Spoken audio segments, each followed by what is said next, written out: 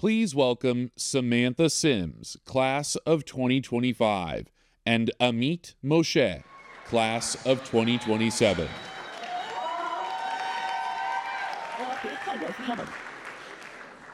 Welcome to the state of the school. Please rise for the prayer for Israel.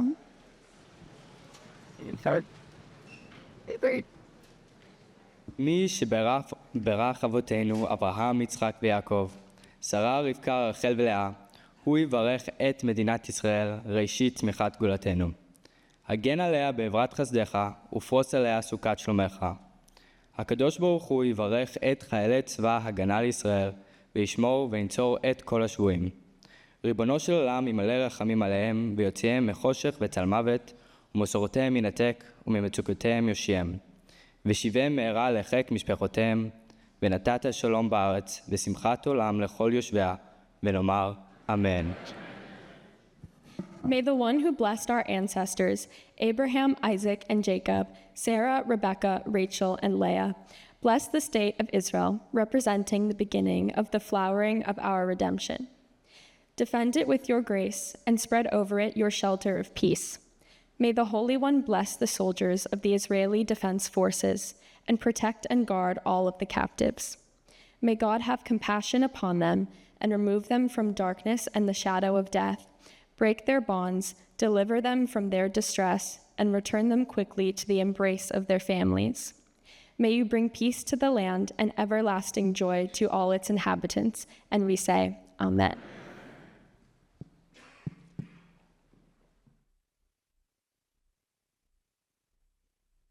Milken Community School, a school for the Jewish people, where students learn to think well, belong to something greater, and take positive action for themselves and the world around them. A school where anything is possible.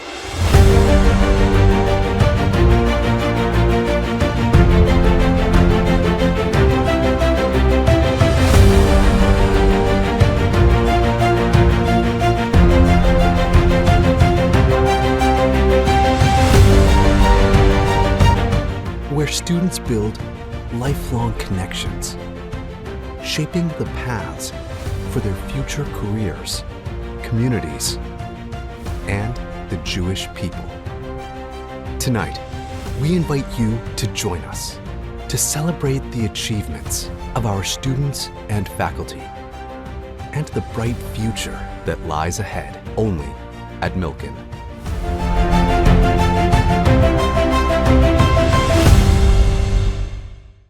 Please welcome Noah Strauss, class of 2029.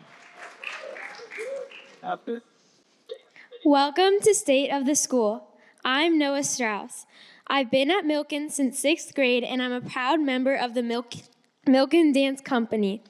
To open tonight's program, we're excited to share with you a dance piece performed by the Dance Company, which includes students from grades 6 through 12.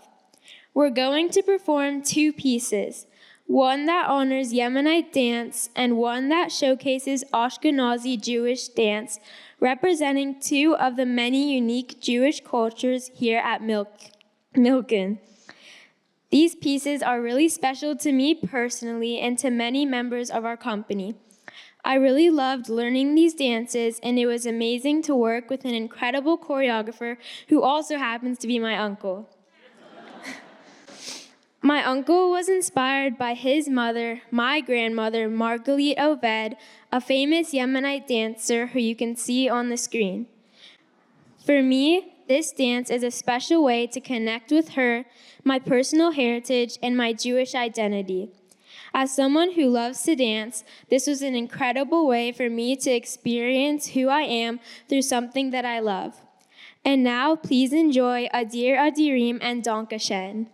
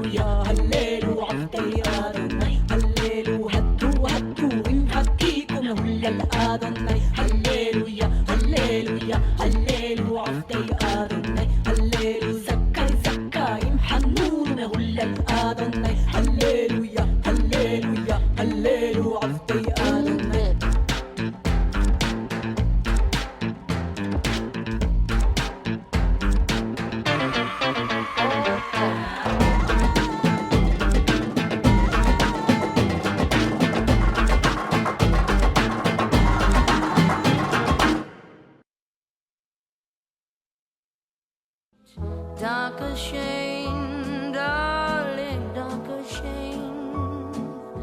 Save those lies, darling, don't explain. I recall Central Park in fall, how you tore your dress, what a mess. I confess, that's not all. Darker shame, darling, darker shame. Thank you for walks down Lover's Lane. I can see hearts carved on a tree. Let us intertwine for all time, yours and mine. That was fine. Darker shame, darling, darker shame. Thank you for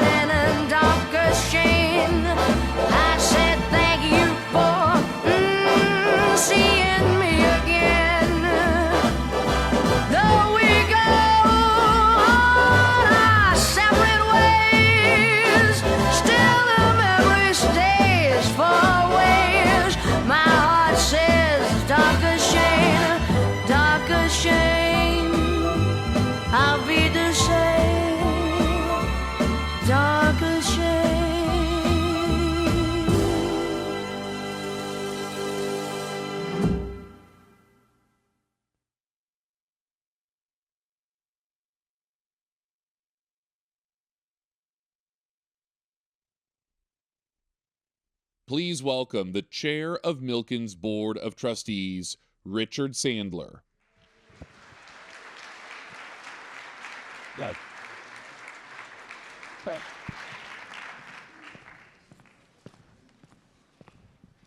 Thank you. Wow. That's all I can say. Now I know why Sarah asked me to come on before she came on. That's a tough act to follow. I'm Richard Sandler. As you just heard, I have the privilege and honor of chairing the Board of Trustees. One of the reasons it is such a privilege and honor is I get to work with outstanding lay leaders who believe in Jewish education as much as I do. And though the lights are not all on, I'm going to ask my fellow trustees who are sitting right up here to please stand and be recognized, and I thank you for all you do.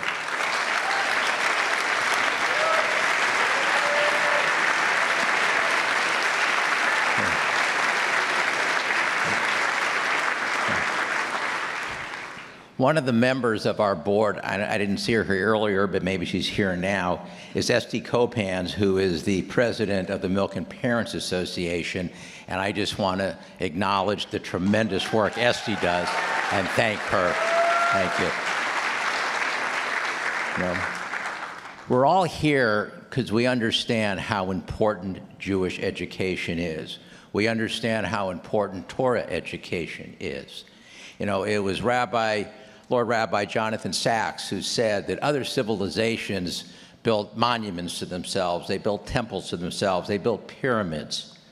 But the Jews, we built schools, and we're still here after thousands and thousands of years. And here at Milken, we take our responsibility of teaching our kids Torah very, very seriously. I'm sure some of you have heard these statistics before, but they're worth repeating. We have found that day school alums have 80% of our day school alums, when they get to college, feel that their Jewish identity is very important to them. That's 81% compared to 35% of other Jewish students on campus who didn't go to Jewish day schools. Day school alums are 4 times more likely to feel a connection to Israel than other students from the Jewish faith. And there are twice as many alums, that's 53% of all day school alums, who are actively involved in Jewish life on their campus. But why does it matter? It matters because we matter. We have existed for thousands of years against incredible odds, but we have survived and we have thrived. And the reason is we have given to the world, if we live our lives properly, values that make a difference and make the world better. We are subjected, unfortunately, and we've seen it too much in the last several years, to anti-Semitism, both from the left and from the right. That's because we stand for openness. We are against cancel culture. We believe in democracy. We do not believe in totalitarianism. And that is a responsibility that we carry forward at our school. Our responsibility is not to have the best Jewish school in Los Angeles. Our responsibility is to be the best school in Los Angeles.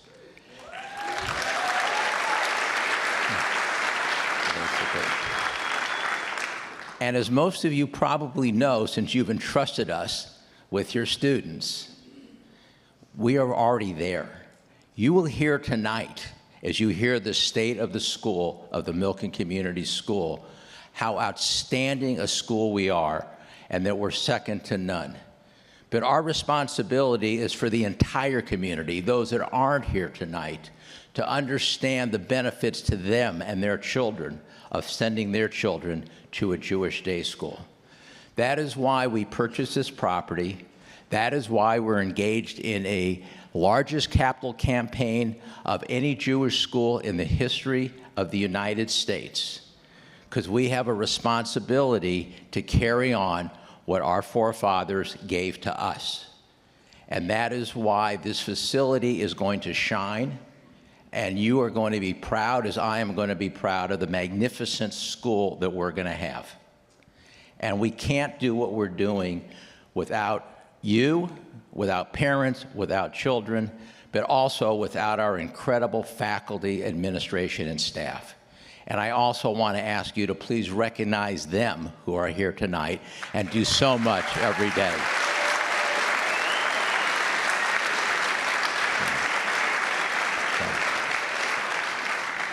And I promise you, those who have not been called on, we're going to call upon you to help us make sure that we are looked upon as the finest school in Los Angeles. And we ask you to say Hineni when we call upon you to do that. So now it is my pleasure to introduce you to the leader of this school who has taken us to this level and is going to take us to the next level.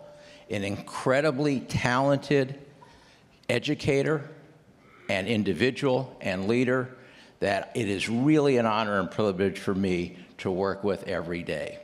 Dr. Sarah Shulkin. I'm going to give you a hug before I go speak. But I'm going to give you a hug. You're the best. Okay. I mean, you have to start a Jewish event with a hug. You can't just like dive into a boring speech, you know. So I want to welcome everyone to the State of the School in 2025. I want to thank our incredible board chair, Richard Sandler, for all of the work that he does on behalf of the school. And to our board of trustees, thank you so much for being the very best ambassadors and leaders I could ever imagine. A special thank you to my truly exceptional leadership team, whose work underlies every word to follow. And to the entire Milken community, thank you for being here with us at the 6th annual State of the School Address and the very first State of the School Address in the Gindi Auditorium on the newly acquired 22-acre Milken East campus.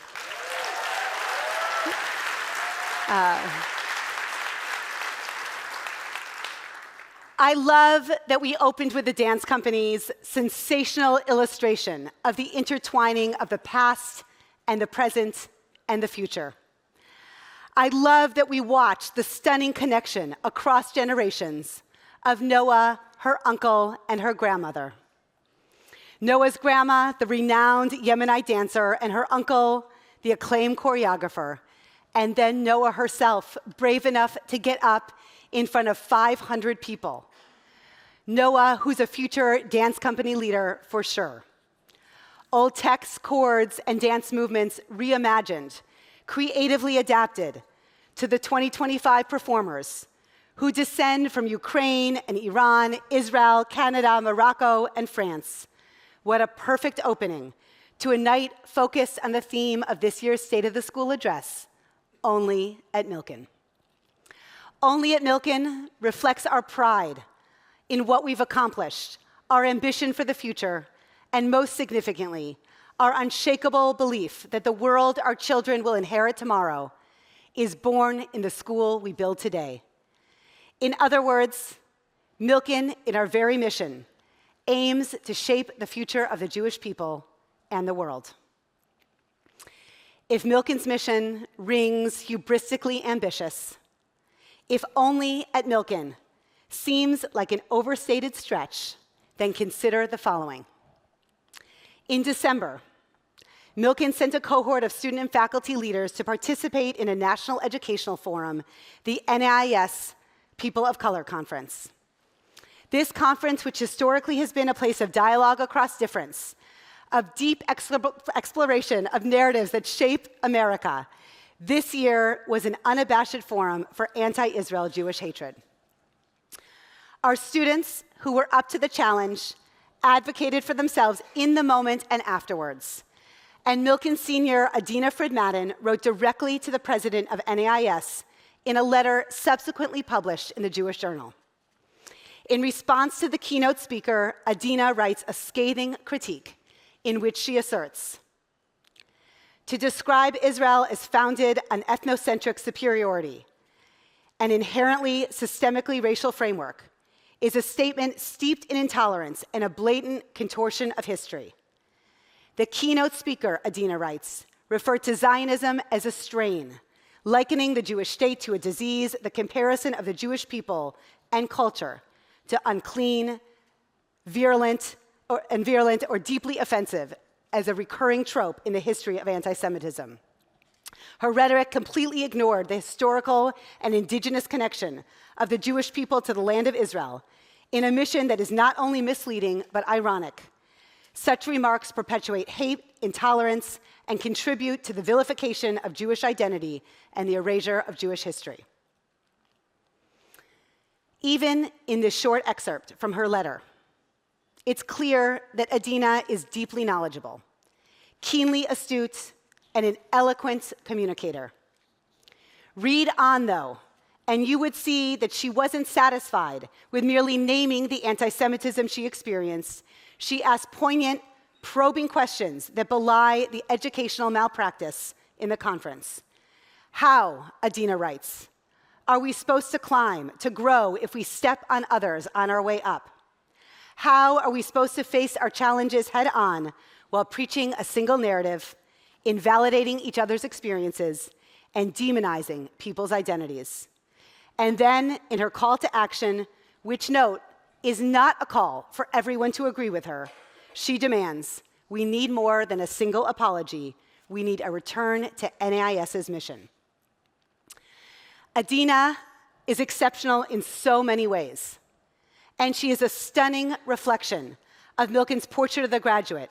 Think well, belong to something greater than oneself, and take positive action.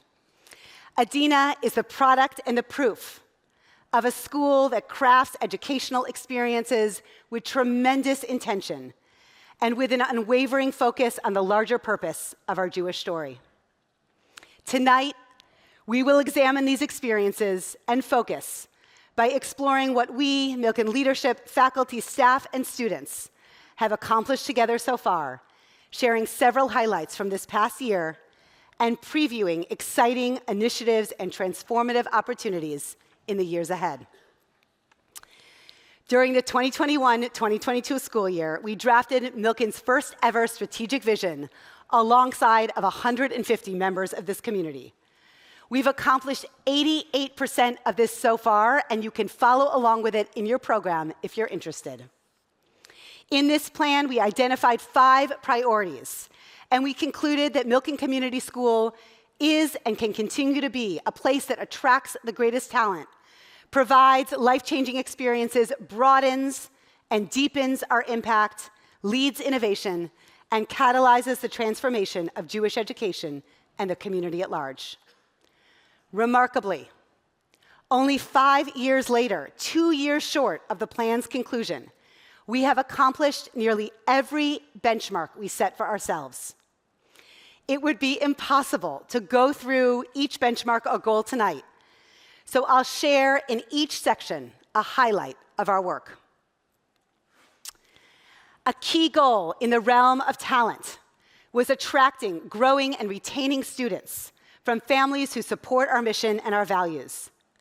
From Milken's founding through 2019, our families came from 5 main feeder schools.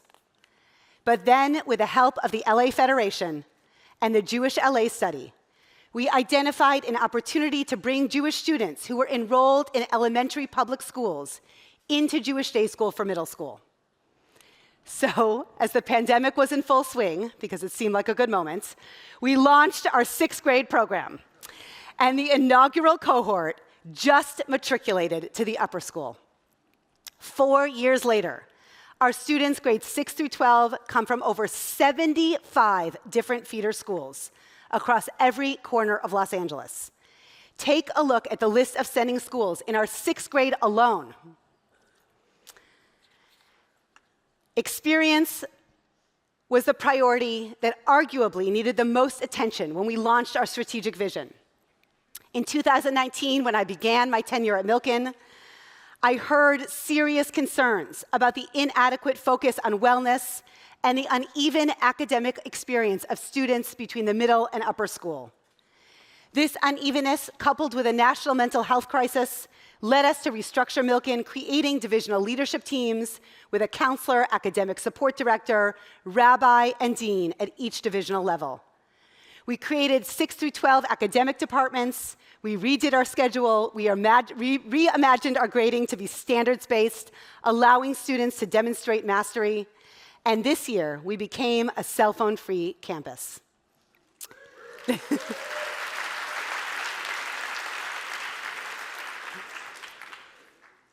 To create a culture of pride and ruach on campus and in the community, we also added a director of student life, a head of athletics, and a director of experiential learning. We launched Milken Merch, we created the house system, and we reimagined communal traditions, such as the challah bake and homecoming. Now, when visiting educators come to our site, they consistently note a sense of joy and belonging that they experience on our campus. Now, when we survey our parents, we overwhelmingly and consistently note that their students feel connected to the community. As a young school, Milken had been focused on its current students. Yet, in the process of strategic visioning, it was clear that our alums deserved more engagement. We invested in the idea that a Milken education is a lifelong commitment from the school. And as I've often quoted Rabbi BK saying, "You never truly graduate from Milken." We set a goal to remain meaningfully engaged with our alumni, serving as a resource for their professional, personal, and spiritual journeys. And thanks to the partnership and generosity of alumni parents and trustee Susan and Stephen Kay, we built out an entire alumni relations and career enhancement office.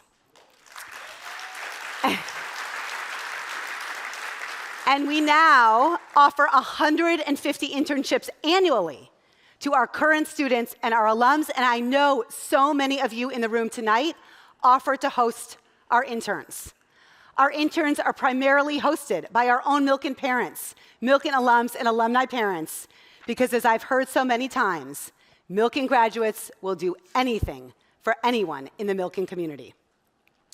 Prioritizing impact also meant focusing on affordability so that more families who want a Jewish education can afford it for their child, and at the same time, ensuring Milken's sustainability to make sure that we have the finances and resources to thrive in perpetuity. In just 5 years, we grew our endowment by over 100%, and we have more than doubled our annual fund to help support this goal. In 2022, at our 30th anniversary celebration with many of you in attendance, we launched the Rabbi Isaiah Zeldin Endowment Fund for Children of Milken alums. Thanks to the Winkler-Lowy family, a family with 5 Milken alums, and one of the pillars of our Board of Trustees, Janine Winkler-Lowy, we launched the Masa Scholarships for families working in Jewish organizations, which provides tuition assistance for children of Jewish communal professionals.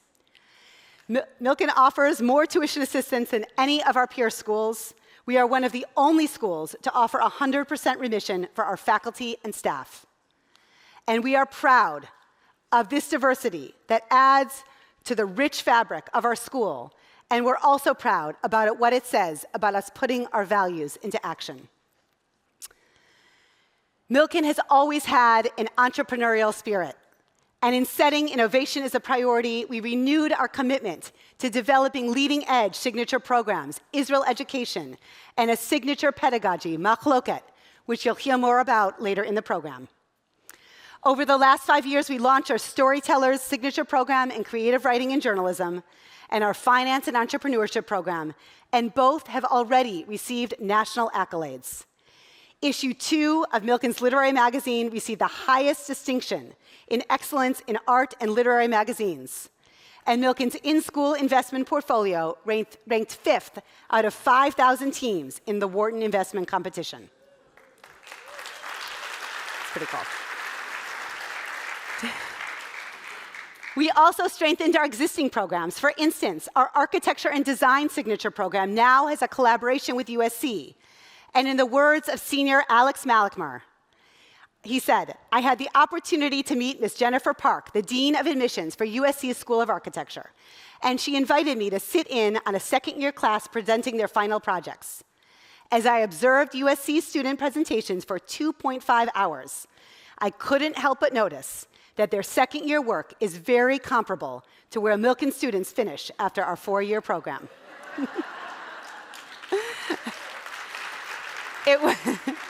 It was a proud moment, he writes, to realize how well our school prepares our students for the next level. Alex's work, pictured here, is displayed in the gallery in the lobby, and I hope that you will take a moment to experience it on your way out if you haven't already. In the priority of transformation, we knew we had to develop new and renovated facilities to grow and solidify our position as a leading educational institution and an important communal resource. Of course, the main goal was land acquisition and subsequent master planning, and we were able to achieve these goals in ways we could have never imagined through the transformational purpose of Milken East, the former AJU Famillion campus.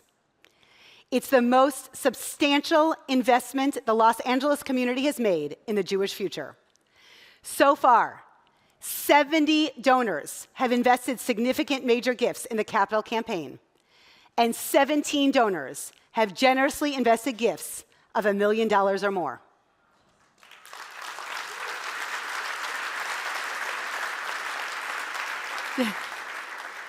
This is my favorite part. Of all the victories of this campaign, our alums have collectively donated up to $4 million, almost $4 million, our alums. And don't forget, we're a very young school. We're a very young school, so our oldest alums are 46, 47 years old. So we're talking about an alumni population that is stepping up in their 20s to give in really meaningful ways to this project. There was also quite a moment this past week when the Rodin Family Foundation donated $15 million in a momentous investment towards our vision. And so we're now at $79.7 million for our capital campaign.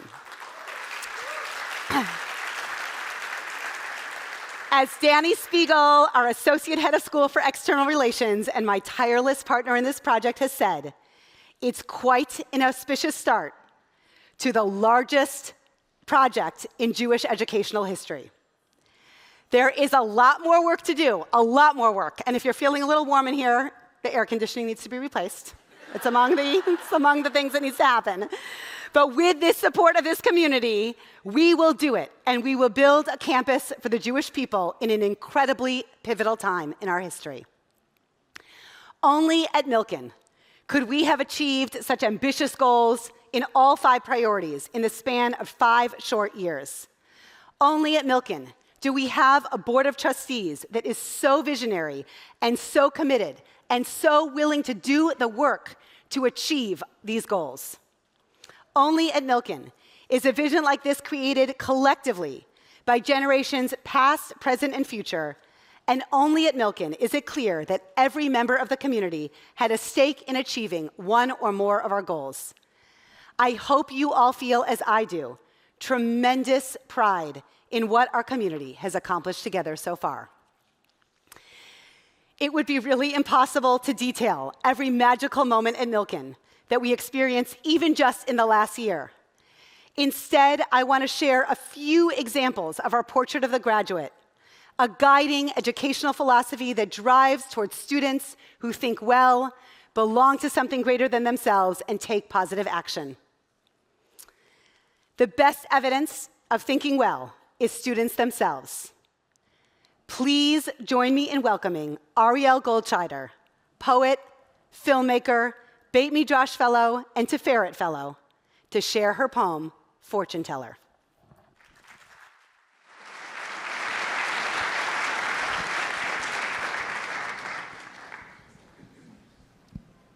Fortune Teller. This is picking up a pen and turning it into a sword that engraves letters into stone, which becomes a world that's used as a loud voice, that says whatever words your heart jams into your mouth, which takes the words and turns them into a photograph of either a warrior escaping a building up in flames or a mother comforting her daughter after a hard day. One side of the photograph may be burnt off by those very flames that burnt down the building you used to care for. And the other one, sitting there, staring at me with the eyes it never had, it may be folded into a paper fortune teller. Pick a color, green. Pick a number, 1. Another, 8. I watch your fingers move in a pattern of motion that anyone who was ever that age should know. Read the words folded under the triangle, made out of paper just as we all are. Paper can be torn and taped back together, but we all know that paper used to be a beautiful tree. Take that image that was getting torn apart by embers, or neatly folded into a game you wished you had kept in the top drawer, labeled Things That Matter, which has too many black and white photographs to count. Why are the photographs black and white when they were just taken 5 years ago, or maybe it was 10? I opened the bottom drawer labeled Things That Do Not Matter and pulled out the crayons. The crayons that we would color with when sitting on the front lawn, coloring the butterflies that we thought existed, but were just bees, buzzing in our minds that didn't know anything, but somehow we knew enough to know that we meant something. I took those crayons and colored in the black and white photographs, creating a tornado of thoughts that could either be memories or just plain regrets.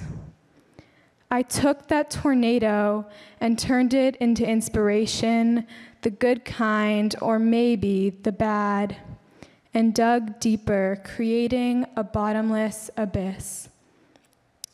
I don't think photographs turned into moments, but I do think letters turned into power. That's what this is. This just is.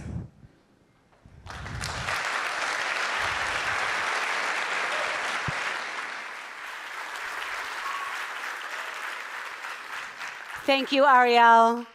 Poems can be whimsical and joyful, and they can also be an expression of the darkness wrought by natural disasters, such as the Los Angeles fires. Abby Yagubi, editor of Milken's nationally awarded literary magazine, Responsa, will come up now to share her poem, Afterworlds.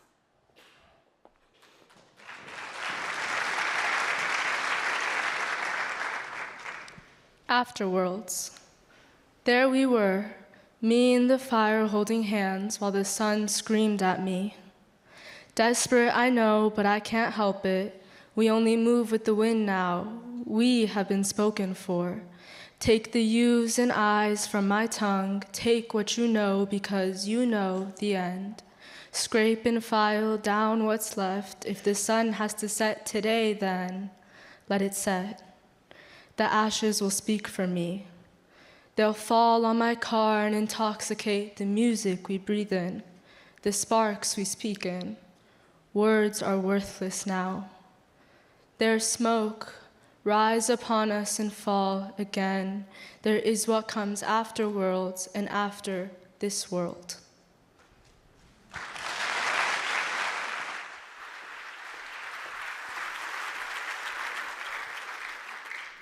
One of my favorite parts of Abby is when she comes in and shares books of poetry.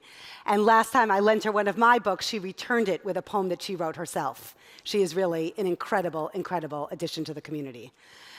Part of Milken's ability to educate graduates who think well is our unique ability to harness the intellectual resources at Milken and in the broader Jewish community. Milken's academic excellence begins with our faculty. Take a look at the range of languages spoken by our faculty and staff, 24 different languages. It's incredibly impressive to see the advanced degrees our faculties hold, not just in education, but across all sectors, bringing their wide experience into the classrooms. Take a glance at the extraordinary awards that our faculty and staff have received. These numbers speak directly to our teaching talents.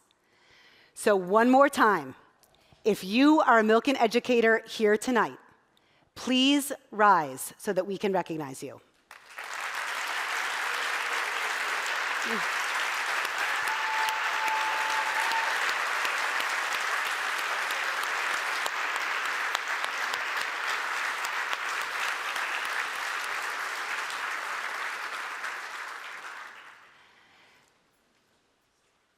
More than in the data is what we hear from parents.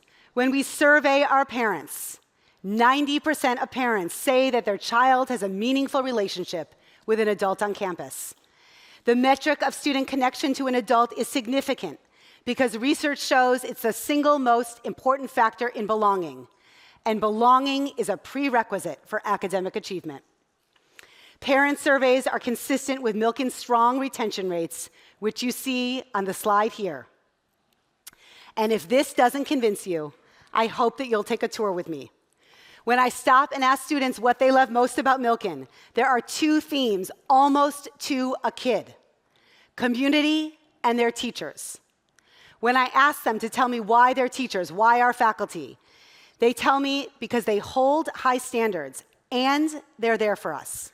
Students know and they can articulate that Milken teachers want them to be successful. We also take advantage of the expertise of our alums and our scholars in residence, Rabbi Ed Feinstein, Dr. Leon Alkali, and Dr. Noreen Green. But we don't stop there. This year, we even had the former Israeli Prime Minister, Naftali Bennett, and Delaware Governor Matt Meyer, among others. In fact, one of the greatest finance minds in a generation, Michael Milken himself, taught our geometry and personal finance students, only at Milken. Of course, the focus on Think Well plays out in our really impressive college acceptance list. But what isn't represented on this list or any other list is the way that our kids celebrate one another. What's invisible on this list is the screams from the amphitheater when Noah and Noah got into USC. And I love that I learned not from Reese, but from her friends that she was accepted to Emory. And I could tell stories about that for every different college acceptance. The kids are so proud of one another. One of the many, many exciting achievements of the year was the skillful, purposeful way that Milken students and faculty navigated the election. I really believe that the way that the election season happened here could only have happened here at Milken. In preparation for the election, we developed a signature pedagogy, Machloket, which defined principles for constructive debate rooted in our Jewish tradition. Machloket came to life in our Civics and Debate Club. Take a moment to watch and listen to our club leaders. Hello, Milken community. My name is Alan Delajani. I'm David McNamara. And I'm Noah Karabi. And we are the co-presidents of the Civics and Debate Club here at Milken. At the end of the day, we're not necessarily opponents in anything. We're all trying to make our community better. And by debating in a productive manner is how we do that. I do agree with what you're saying, and I think there's definitely a lot of value in all these factors. I mean, I remember, being younger, being, maybe not the most rational human being in the world, getting into an argument and getting lost in the emotion involved with that argument. Building off of what you said, I think that it is also really important to understand is that as we are growing up and becoming adults and we have to be more politically involved and we have to listen to more about these things, on news channels and, about different candidates arguing each other. And we see constantly of people who are just not having productive debates. And I think that it is our duty as the next generation growing up to try and almost bring that back a little bit, where we are more respectful to the other people because we have to be more empathetic. Yeah, and Milken is like an amazing testing ground for this because not only is it a small community, a tight-knit community, but it is also an incredibly diverse community, especially politically. We are in a very politically diverse school. I would say one of the most politically diverse schools in the area. So we have this kind of crazy opportunity to be able to go in and say, okay, we do have disagreements. We aren't a monolith like a lot of other schools are. We do have people who come from one background. We do have people who come from the other. We say, how do we take these experiences and be able to discuss them in a way that is rational, in a way that is healthy, becoming models for America at large. We have to understand that we're all in this together. We're not trying to, this isn't about winning or losing. It's about trying to understand how to more productively move through the world by putting our ideas against each other so we can produce something even better than the sum of its parts.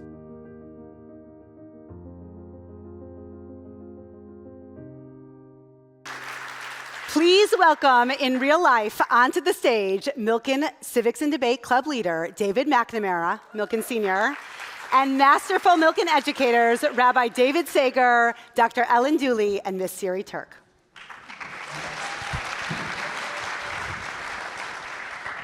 Hello, everyone. Hello, teachers. Hello, David. Hello. It's my turn to ask the questions.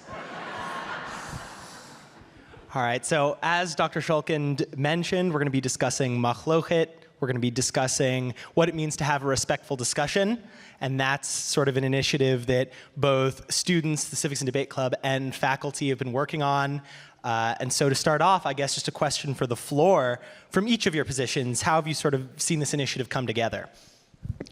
Well, initially we intentionally brought together teachers from different disciplines to share the various models for constructive debate that they apply in their own classroom practice.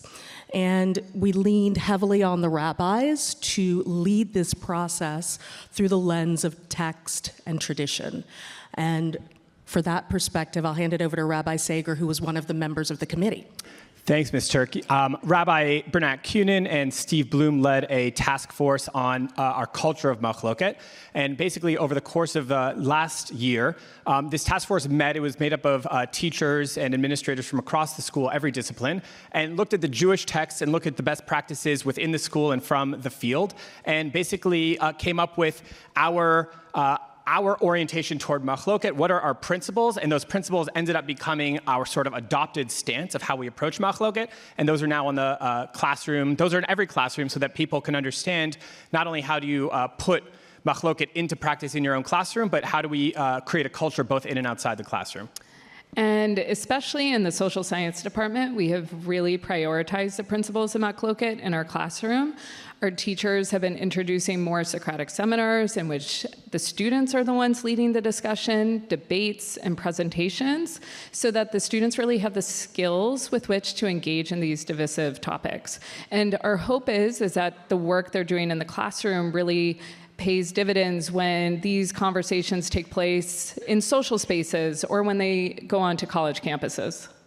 Yeah, I think to your point, Dr. Dooley, there's an incredible sort of timeliness to this initiative. Obviously, aside from the election year, which recently took place, our students are going to be graduating into an increasingly polarized world, right? So it's important that we sort of teach them now, sort of in this sort of closed loop space, how to have these kinds of respectful discussions. So Rabbi Sager, you've spoken to me a lot about sort of the historical Jewish dimensions of this initiative. Do you want to elaborate on that a little bit? Yeah, so I'll talk about two things. One is what happens with machloket inside the classroom, and then how does that play out outside the classroom. So inside the classroom, like say in my classroom, we learn the historical debates in the Talmud, and so we hear about these figures that are from 2,000 years ago, Hillel and Shammai, for example, and we actually study the debates of Hillel and Shammai from 2,000 years ago, but then we also study what was their approach, like how did they practice the ethics of debate? How did they approach each other when they disagreed on ethical or spiritual issues? And so we learn things like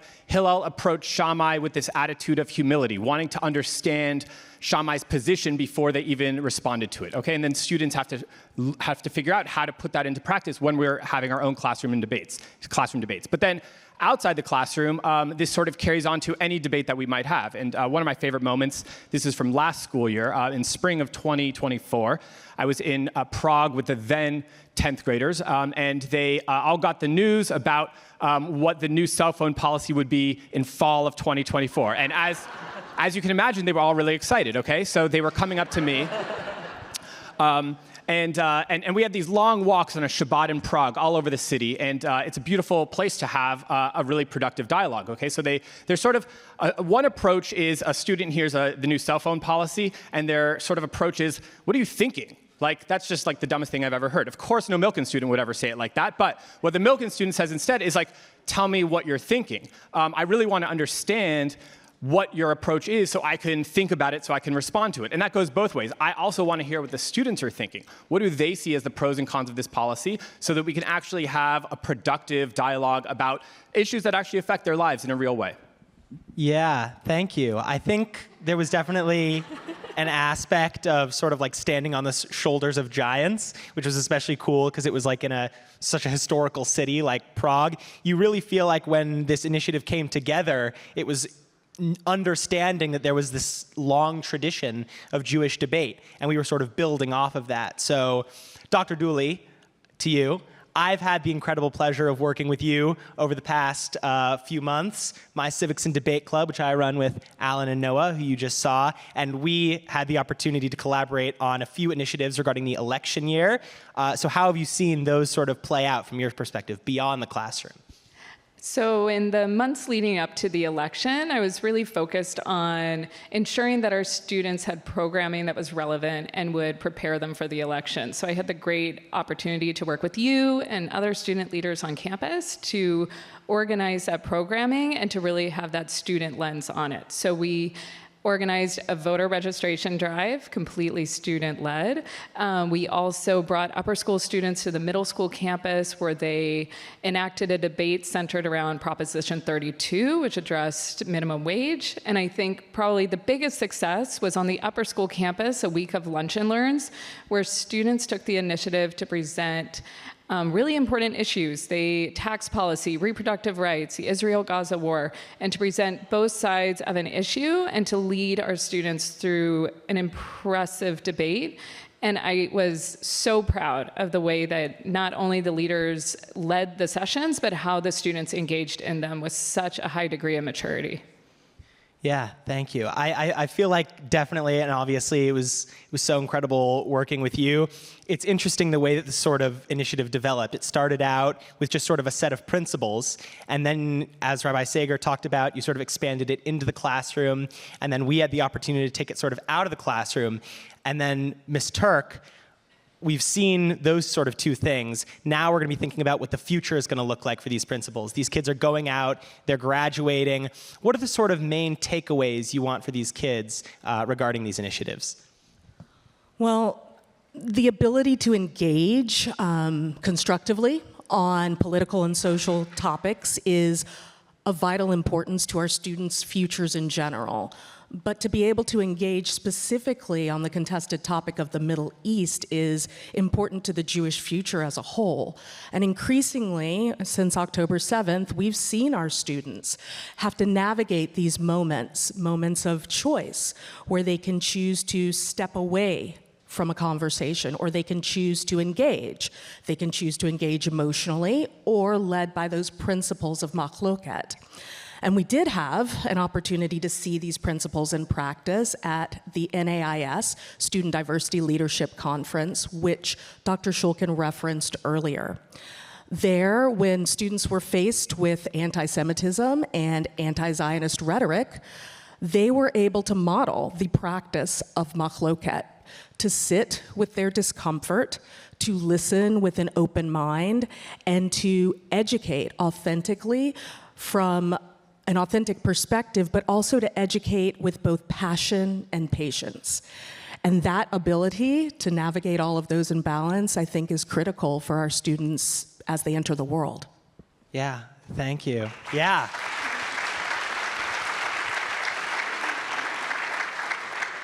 Yeah, I feel like, just like I said, even now, it just gets more and more critical as students, especially Jewish students, are going to be faced with tough questions. It's important to be able to approach those conversations a certain way, to not let your emotion get the best of you, but also know when to disengage, right, when those conversations stop being productive. So thank you guys all so much for your insight. It was an incredible honor working with all of you guys on these initiatives. And Dr. Shulkin, back to you.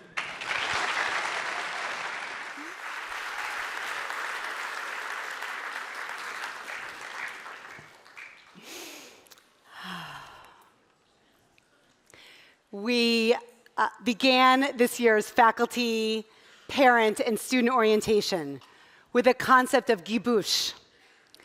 famously described in Dan Senior and Saul Singer's book, The Genius of Israel. Gibush is a Hebrew word that has no precise translation in English. Gibush is most closely defined by bonding or cohesiveness. It means to consolidate, to come together, or crystallize.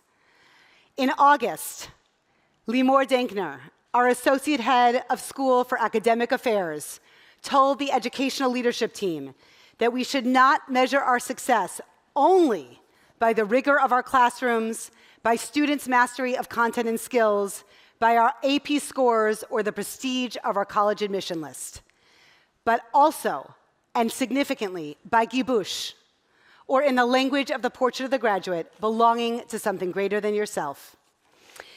Please enjoy this video of Gibush at the Grade 6 Shabbaton, which was planned and facilitated by our Grade 8 Madrichim. The Shabbaton is a very important and meaningful experience for sixth graders. We have a class of sixth graders coming from 25 different feeder schools across Los Angeles, from both Jewish and public schools. We are here at Camp Elonim in beautiful Simi Valley. It's a beautiful October day. I think it's such a great idea to bring everybody together, and that way we can make new friends, create new relationships, and we get to meet new amazing people. Well, this is going to be amazing because it's going to bond us together, and also it's going to make so many fun inside jokes. So even though next year there's going to be so many new people, we always have our year one experience that's amazing. I remember my experience as a sixth grader in the Madrichim. When I first joined, I was a little bit nervous, but I met this really nice Madrichim who's still my friend even though he's in high school. And I think it can make such great bonds just hanging out with them. And so they're very silly too. I love being with them.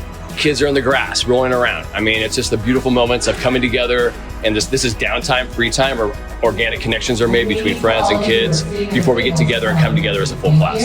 I'm very excited because tonight's going to be fun because I'm with all my friends, and I love my friends, and we're probably going to have a great jerk. I love staying overnight. It's like a big sleepover. Another activity the students are engaged in is candle making for Shabbat, helping us get into Shabbat mode. Different colors, different textures, different designs, kind of some design and architecture, working in teams, and we're going to have those ready for the service. I feel like it feels really strong connection. Sometimes they do sit at separate tables, but then during the community times when we sing or have fun together, it feels like a very strong bond and connection. It feels special. Not only do we get to have fun making something, we actually make something that we use later, such as the challah or the candles that I already made that we're going to be lighting later. In the Shabbaton, I'm really looking forward to celebrating Shabbat with everybody because I feel like it's going to be a time where we can all really get together and have a bunch of fun. And I'm also looking forward for it to become dawn and we'll all be all cozy in our pajamas and have a bunch of fun in our bunks. It's a chance to unplug from technology, come together and really build that gibush, that bond, that connectedness that will carry them not just through 8th grade, through 12th grade, and ideally through their lives.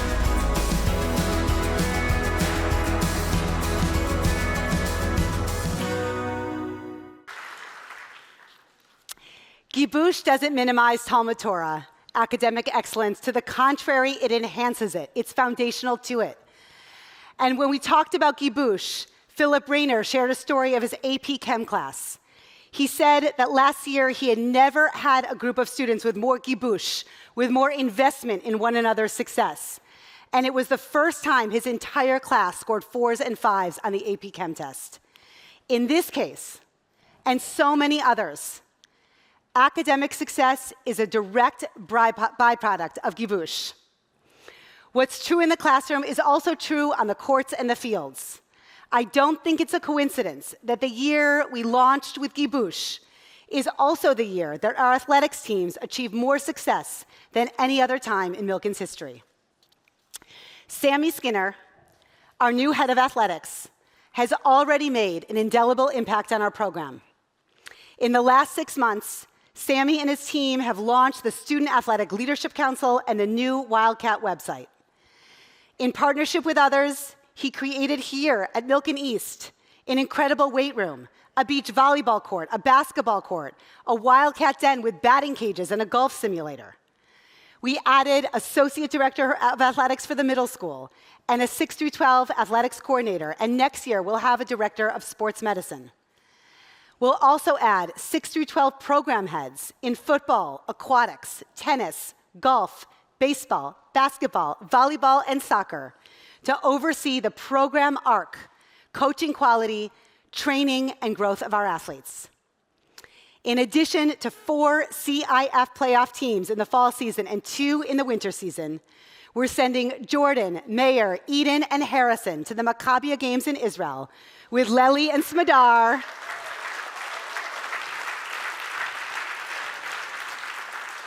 With Lely and Smadar, who, by the way, are both fluent in Hebrew.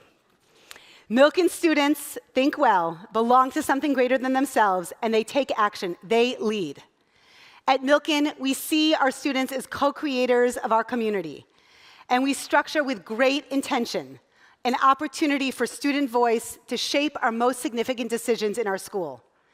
Students have partnered with us on our school leadership in every major decision, from cell phone free to response to October 7th, reinvigorating athletics and academic policies. There is no better way to understand the take positive action element of our portrait of the graduate than to hear directly from our students. So please welcome Division Head for grade 11-12, Bo Lindsay, as well as 4 student leaders, Mo Scott, Izzy Ballure, Addison Cooper, and Max Mooney.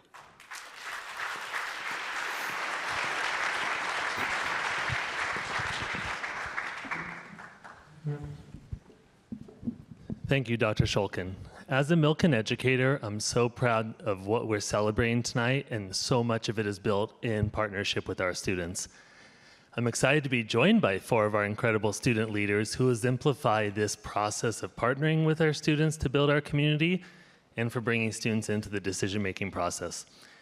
You're all involved in a variety of committees and activities in this arena. Can you start by introducing yourself and talking about what work you do? Addison? Hi, I'm Addison Cooper, and I'm a senior, and I'm a part of student government, which really touches on all aspects of campus and student life, from making sure that there's a club that everyone can be involved and engaged with, that there's a rich Jewish life on campus, that there's school spirit both during school hours, during lunch events, and also off of school hours, during different events, school sports events, homecoming, etc., and that our school is constantly engaged in community service. Yeah, I love how much you've created the experience for your peers through your work. Max. Hi, everyone. My name is Max Mooney. I'm a senior, and I serve on the Student Judiciary Committee, which we call the SJC. The SJC is a committee that works with the administration to uphold our school's core values in any way we can. And we do this by giving feedback on academic policies, hearing individual student cases, and bringing the student voice into the disciplinary process. And finally, this year, we're working to rewrite the school's honor code. Yeah, such nuanced and complex work. It's great to have student voice in it. Izzy. Hi, my name is Izzy Ballure, and I'm also a senior. I'm a part of SAC, also known as the Student Advisory Committee, and the main goal of our committee is to improve the communication between the students and the faculty at our school. We also really want to help students have easier transitions with different changes within our schools, such as the new film policy and the new schedule that our school implemented this year. Being a part of SAC has been very meaningful for me because it's really allowed me to notice how much time, effort, and dedication that the school puts into everything and every decision that they make. Yeah, the SAC's work is to kind of bridge the gap between administration and students and also create transparency. And you've been crucial in that work. Mo. Hi, my name is Mo Scott, and I'm a junior, and I'm part of the Student Athletic Leadership Council, which focuses on addressing team and athletic challenges and boosting Wildcat spirit. We also like to focus on balancing academics with your athletic life and how that works on a mental health basis. So many of our students are athletes, and I love that this committee is able to bridge that gap between after school and during school. It's been a really great start for the program. So it's been a variety of work that you've all undertaken. Can you share one highlight or one meaningful moment where you felt like the work was particularly impactful? Mo, let's start with you. Yeah, so one of the biggest highlights that I've seen so far this year was at the start of the soccer season. A lot of issues were happening within the team when it came to communication, commitment, and really wanting to be there and putting in your all. So I was able to voice these issues with the committee and get help from my peers, but also my faculty, and bring this to the team and help make the team grow so that we could have such a great season that we had. Yeah, it was a really good season, and I think that's a great example of you have the experience as the student athletes, and you can bring that to the table, and we can work on it together. Addison. So within student government, I'm specifically a part of the J-Life sect, which focuses on the Jewish life on campus. And I'd say one of our biggest highlights is our annual Sukkah Fest, where during lunch for the whole week, we have many sukkahs just laid around campus, and different clubs will come in and lead a lesson connecting it to the holiday and the values. For example, we had the Civics and Debate Club talk about the ongoing homelessness crisis in Los Angeles, and they were able to connect it with the value of welcoming people into our home. We also had the Israel Advocacy Circle talk about the ongoing conflict in the Middle East, the attack on October 7th, and what we know right now about the hostages. And lastly, we had Girl Talk, which talked about Judaism from a feministic lens, and they connected those Jewish values with values from the Barbie movie. And I just really loved being able to walk around campus and seeing students engage with their Jewish identity in very diverse and unique, yet very meaningful ways for them. Yeah, the sukkahs were full, and it was such a variety. There was something for everyone that week. Max. So as I said earlier, this year we're working to rewrite the school's honor code. The honor code is a document that outlines the code of conduct for Milken students, and specifically we're looking to revise it so it's up to date with new technology like artificial intelligence. So what's been meaningful to me is this process of working with our amazing faculty advisor, Rabbi Sean, and where we have this dialogue where we share ideas back and forth, we try to incorporate Jewish values into the honor code, and just really make it as best as we can to best serve the Milken community. The student voice is so crucial in that, and I know Rabbi Sean loves that work with you too, and bringing your Jewish ethical framework to bear on how it applies to the modern technology. It's going to be a really powerful honor code. Izzy. A highlight for me was definitely when Dr. Shulkin came and spoke to our group about the phone policy that they wanted to implement for this year. I think all of the students felt very valued by the partnership that the school is trying to make with the students before putting this policy into practice. And during this meeting, we were really able to talk about different practical concerns that I think a lot of the students had, such as what if there was an emergency, or how will they know the time to get to class on time? And also... They figured it out. Yeah, everyone is okay now. And also, this discussion, it was very fun because everyone was so passionate about the subject, both in good and bad ways. And everyone was very thoughtful and respectful of what everyone had to say. And everyone also really wanted to engage in the discussion. So that was definitely a very fun time. We got to practice Machloket a lot, Yes. And as Rabbi Sager alluded to, it was also on the administrative side the moment where the policy felt real, because we got to work through all the bits of it, how it's going to work day to day, and like it brought it to life. Okay, so you're all so busy in what you do, all the various classes, activities, etc., but you make time for this. Can you explain why you do that? Let's start, Addison. I decided to join J-Life because I wanted to help our community embrace the diversity and pluralism of Milken.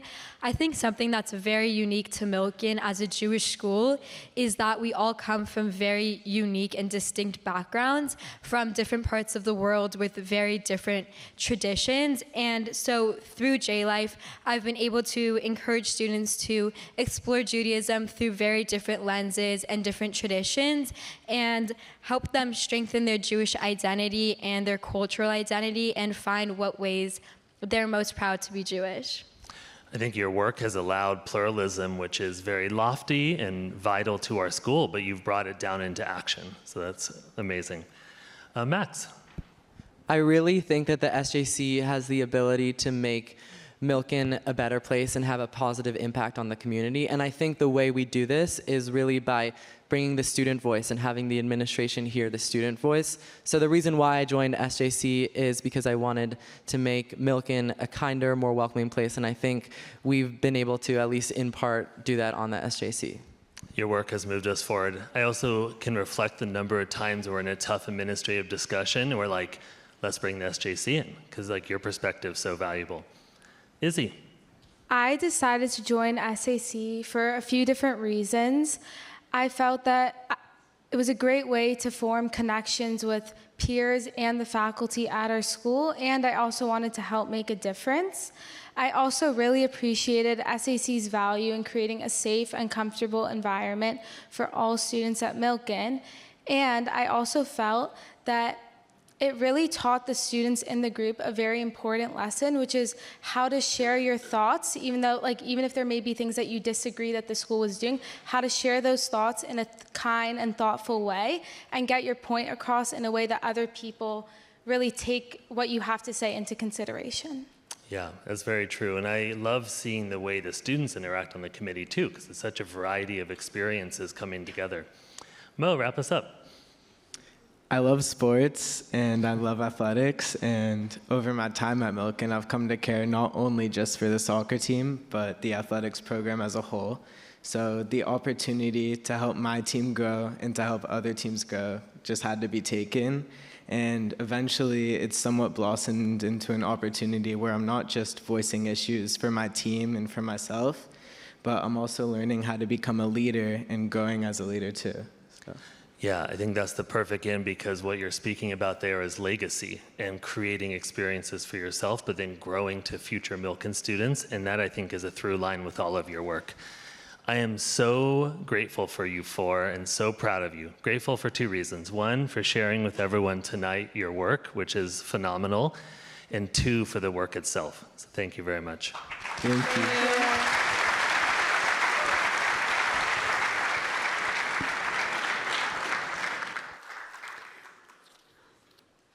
They are all such incredible examples of take positive action. And we want that to continue not only in our current students, but in our alums as well. So every year, we invite back the parents of our recently graduated seniors to come after Thanksgiving and give us feedback on how we do. This year, 2 themes emerged. And these themes emerged from parents who had their kids at schools from as far as Stanford, Tulane, Berkeley, Texas, Wisconsin, Skidmore, Columbia, and UC San Diego. The first is that Milken kids take care of each other. They said it was true in the admission process, but even more true when they arrived on campus. Milken students already at those colleges helped kids choose their classes. They invited them to Shabbat dinner, and they made sure that they had a friend to help them move their boxes into their dorm rooms. The second theme was active engagement with Jewish organizations and Israel advocacy. They reflected that Milken arms students with the knowledge and, equally important, with a proud identity to lead confidently on college campuses.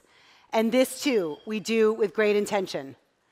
When I think of taking positive action, I think of our community's response to October 7th, to the palpable sense of peoplehood on our campus and in our alumni community.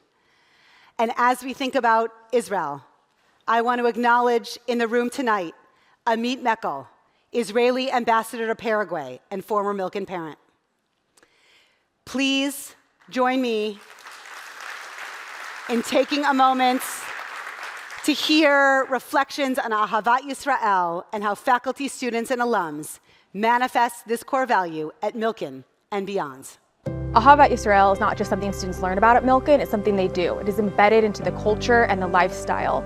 Students come into Milken wanting to learn more about Israel and to grow in their connection to the Jewish people and the land of Israel.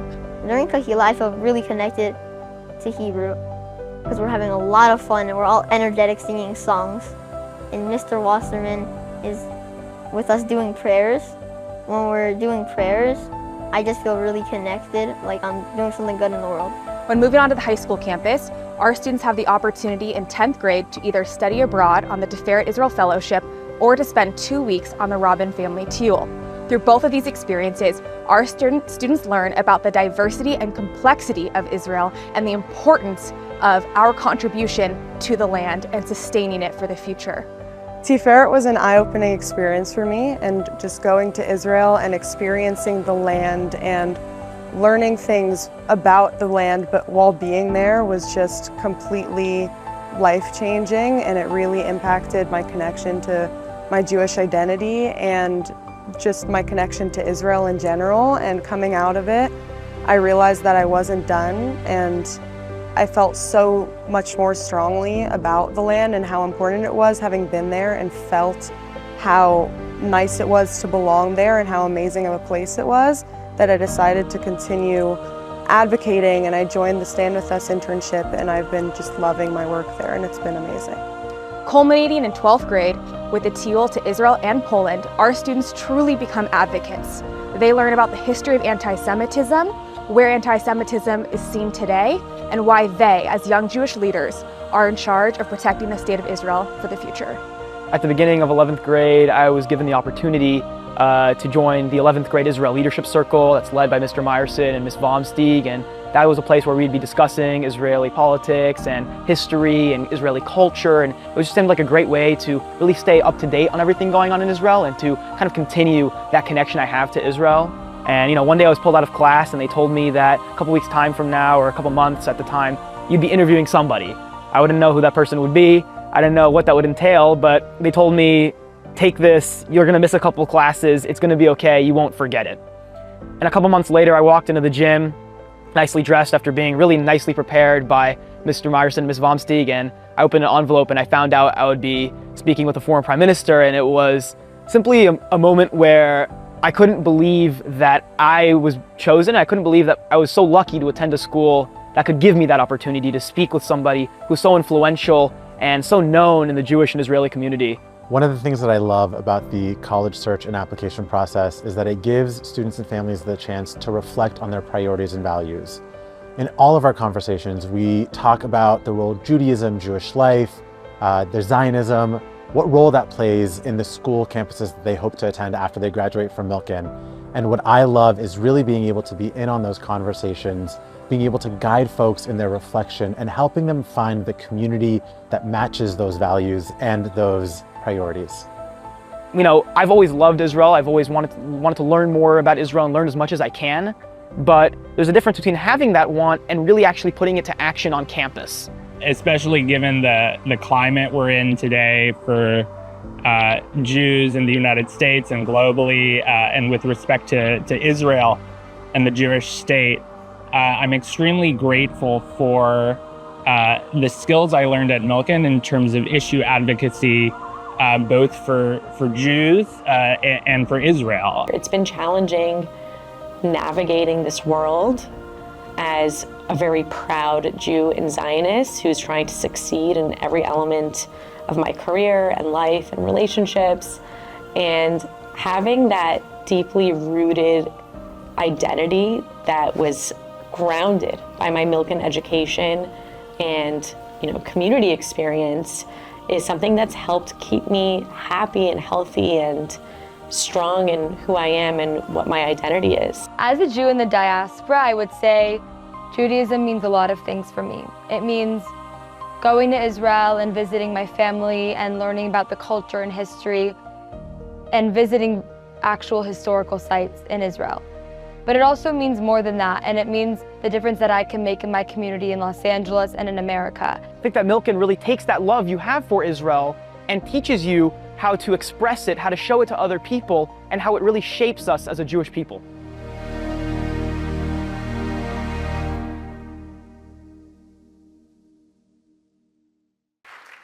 Okay, so now let's shift from quelling over this year's successes to previewing Milken's future plans. And I know you've all been waiting to hear about this campus, Milken East, so I'll tell you a little bit about that as well. Milken board member Rabbi Ed Feinstein gave a drash when we acquired this campus about the power of imagination. He challenged our Milken community to dream, to vision on behalf of the Jewish people. Imagination, he said, is what brought us to this hill, and those who came before us imagined a school on a hill, And look at what we have built. This picture is Ken Ruby, Zichrano Livracha, one of the great leaders of Milken and the Jewish community overall. Ken, who we lost just this year, who would have definitely been sitting next to his beloved Wendy in the front row,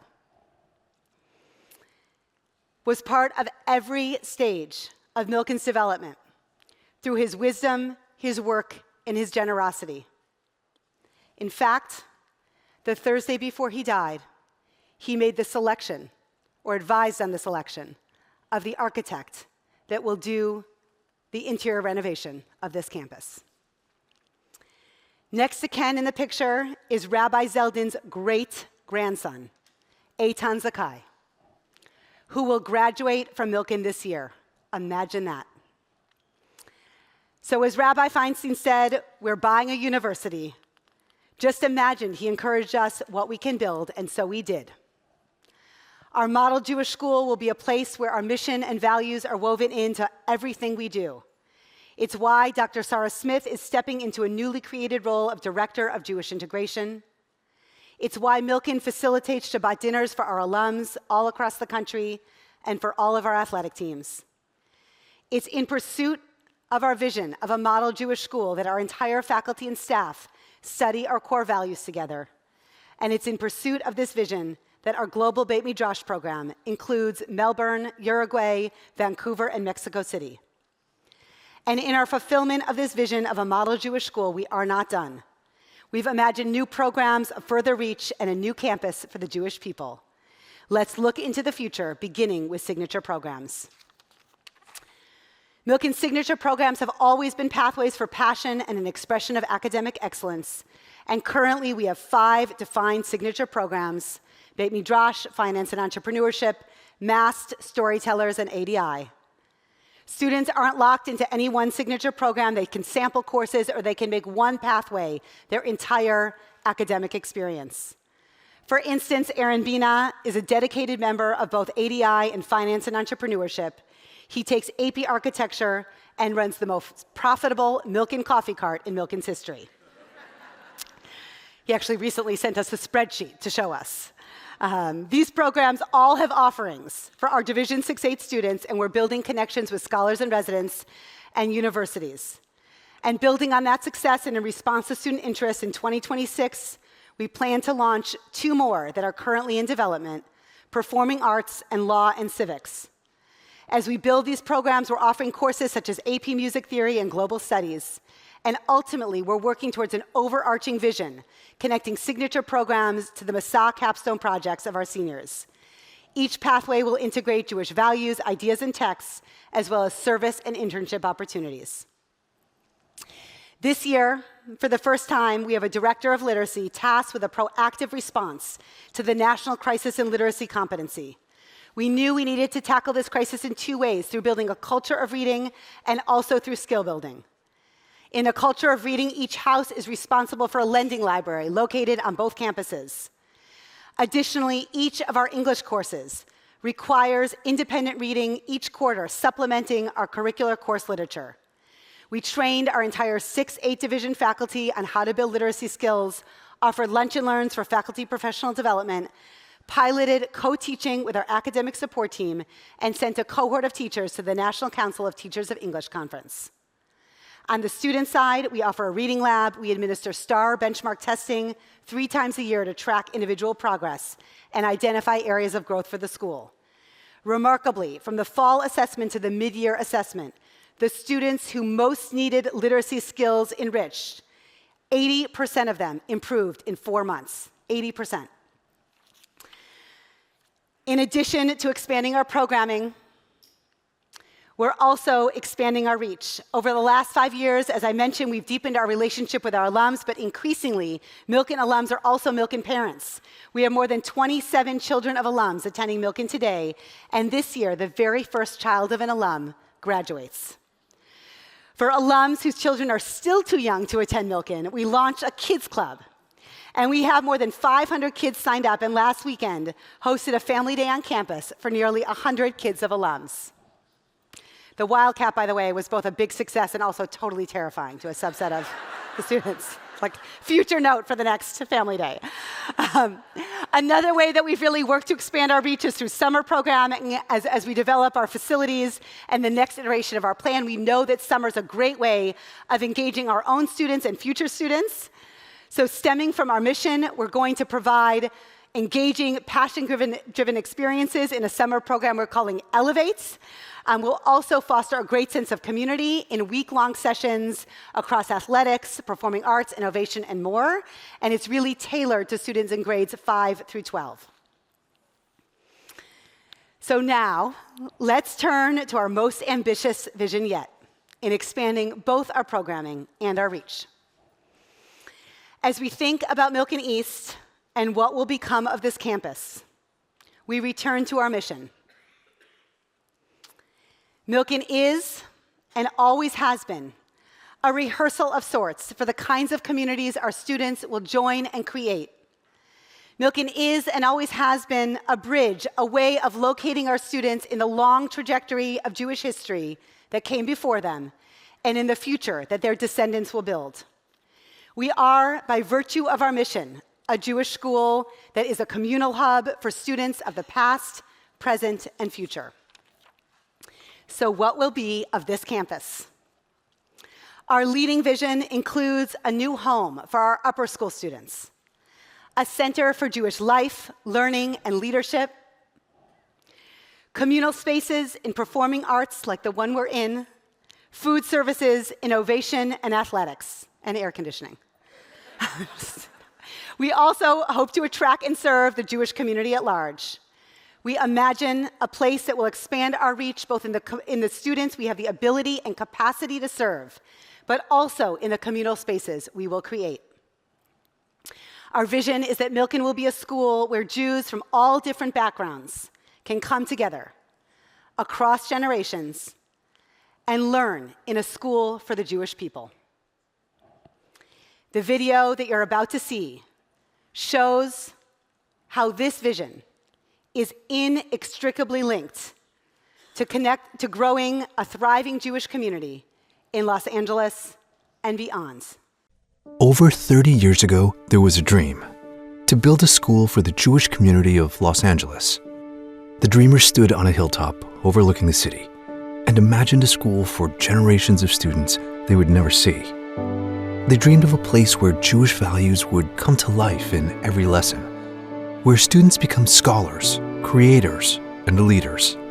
A place where generations to come would not only carry our traditions forward, but shape a brighter future for the world.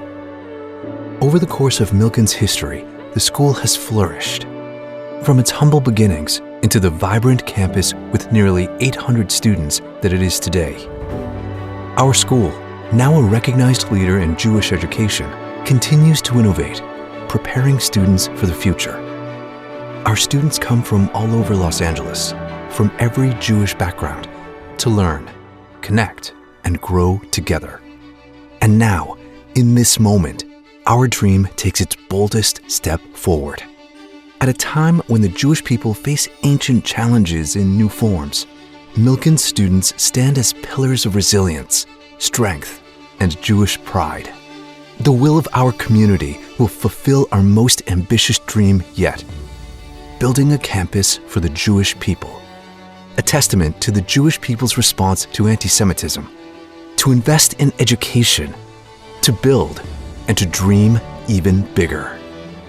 A campus that will be a sanctuary for growth, a hub for developing knowledge and creativity, and a place where students deepen their connection to their identity and heritage.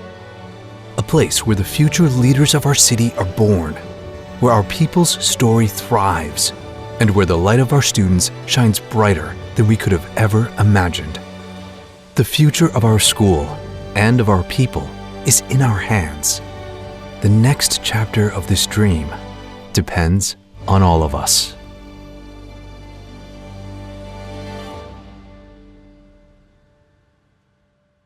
What is clear in this video is that building is not only a physical task, but a spiritual one. In this week's Torah portion, we read, V'asu li mikdash, v'shachanti b'tocham. and let them make me a sanctuary, that I may dwell among them. You would expect this verse to read, and let them make me a sanctuary, that I may dwell in it. As a lifelong English teacher myself, I would expect linguistic agreement. So what does the Torah mean? And what does it mean for us? There's a compelling interpretation that our rabbinic head, Rabbi Gordon Bernack-Cunin, shared with me, and one that echoes our mission. A close friend of his, who served in an elite Israeli military unit, turned down an offer to become a lifelong soldier. He decided instead to be an educator, and he founded a Mechina program on a moshav for post-high school and pre-army students. When Rabbi BK visited the moshav, he didn't see the Beit Midrash, so he said, where's the Beit Midrash? Where is it? And his friend replied, when the students arrive, they will build it together. And once they do that, they will be ready to learn. This anecdote makes me think of Annette Shapiro, who's sitting in the front row and who I can actually see, who is here with us tonight, who gifted the David Shapiro Synagogue on this campus to honor the memory of her son who passed away far too young. When I first met Annette, she told me, teary-eyed, how happy she was that Milken acquired the property. She said that what she always wanted, and that what would have made David the happiest, is for that synagogue to be filled with children. 2 weeks from tonight, Milken student Nikita Imras, who performed in the opening dance piece, will become a bar mitzvah in the Shapiro Synagogue.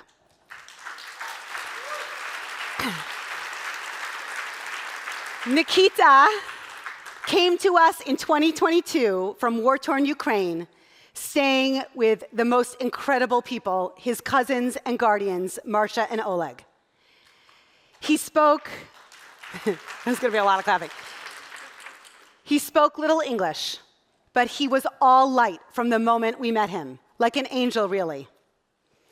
And from the moment we interviewed him and met with him and toured him, it was clear that he would give our community so much, and he has. In preparation for this speech, I wrote to Nikita's close friend Tobin and asked him what stood out most about Nikita, and this is what he said. He said that what stood out about Nikita from the very beginning of our time at Milken is how kind and supportive he was. When I first arrived in 7th grade, Tobin writes, adjusting to a new school with new people, Nikita immediately noticed and made the transition so much easier for me. Despite having just left Ukraine a few months earlier and still learning English, he made sure I never felt alone. Every morning before school and after every class, he was the first person to find me. He still does this for his friends today. As a refugee, Nikita missed his bar mitzvah at 13, but the more he was at Milken, the more he described feeling a deeper bond with his faith and with God. He joined the Beit Midrash Shabbaton Planning Committee, and shortly thereafter decided to become a bar mitzvah as a way of honoring his Jewish heritage. Rabbi David, working to prepare Nikita, shared that when he's studying with him in his office, he has to close the door, sometimes stand behind it, because so many of Nikita's friends want to try to barge in to support him, to hear what he's writing about, to listen to him practice Torah, and just to be around him. What better way to make this space sacred than to call Nikita to the Torah as a bar mitzvah in the synagogue built by one of the legends of the LA philanthropic community, bequeathed to the many generations of Milken students who will follow Nikita only at Milken.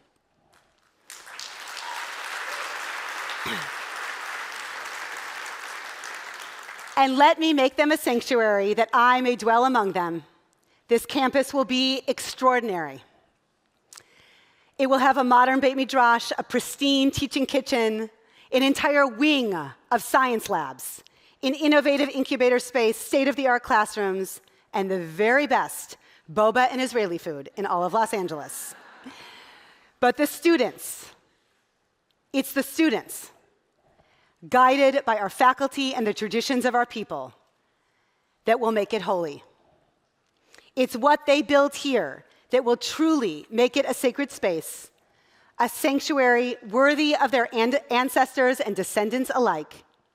Thank you so much for joining us at the State of the School this evening.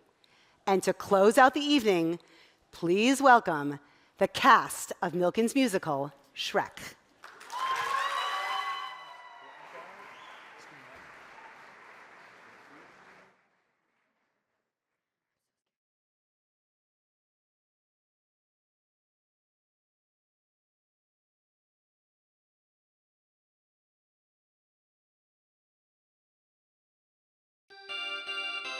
All right, everyone out to your seats and on your feet. Get up and dance! Let's